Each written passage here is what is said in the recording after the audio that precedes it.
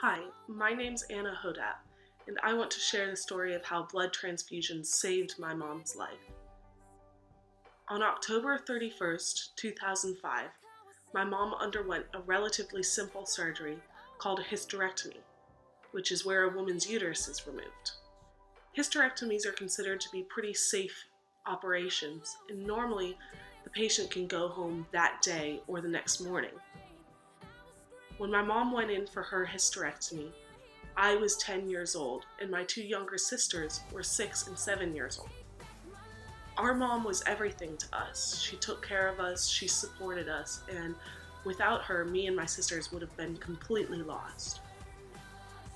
During her surgery, something went wrong.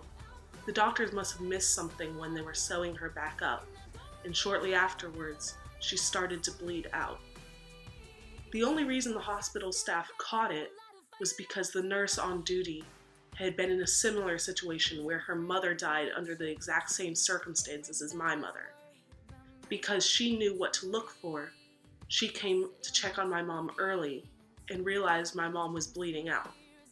When the hospital finally caught that she was bleeding out and took her back into the operating room, my mom was going into shock. During the emergency operation, my mom died on the operating table and was dead for several minutes.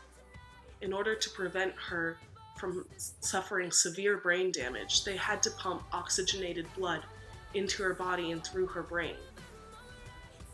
They used donated blood, and they used every last pint of A positive blood they had. If that last person hadn't donated, they might not have been able to save my mother. But thanks to all the donated blood, they were able to bring my mom back to life and sew her up, and now she has recovered and is happy and healthy again. Thanks to everyone who donated blood, my sisters and I still have our mother, and our family is still intact. So please donate blood, because you never know whose lives you might be saving, or whose families you might be saving.